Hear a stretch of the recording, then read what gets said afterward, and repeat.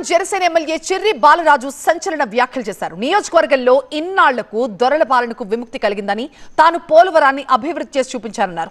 ఈ 2 ఏళ్లలో కొందరు నాయకులతో ఇబ్బంది పడ్డామని కూడా కామెంట్ చేశారు. స్థానిక ఎన్నికల్లో తాను నిలబెట్టిన వ్యక్తి గెలవకపోతే తన పేరు చిర్రి బాలరాజే కాదంటూ సవాల్ చేశారు. ఇవాళ నియోజకవర్గంలో కార్యకర్తలతో కలిసి భారీ ర్యాలీ తీసిన ఆయన మనల్ని ఎవడు ఆపేది అంటూ కూడా హాట్ కామెంట్స్ చేశారు. ఈ 2 ఏళ్లలో ఎన్నో అవమానాలు పడ్డాం, మన నాయకులతో ఎంతో ఇబ్బంది పడ్డాం. అయినప్పటికీ ఈ రోజు చెప్తున్నాం, ఈ దొరల పాలన నుంచే ఈ రోజు పోలవరం నియోజకవర్గం విముక్తి జరుగుతోంది. ఈ దొరల పాలన ఈ రోజు నుంచే పంచాయత్ జనసేన పార్టీ పోలవరం నియోజకవర్గంలో సవాల్ చేస్తున్నాం.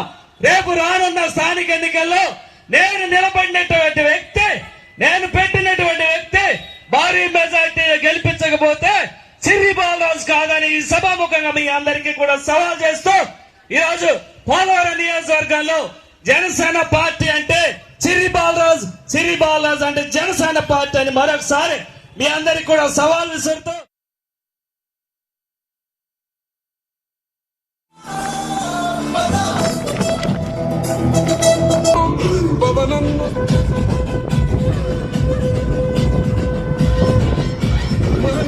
తీరు అల్లమ్మలు రుద్రమ్మలు ఐలమ్మలు మా అమ్మలు పోరంటే ఎదురు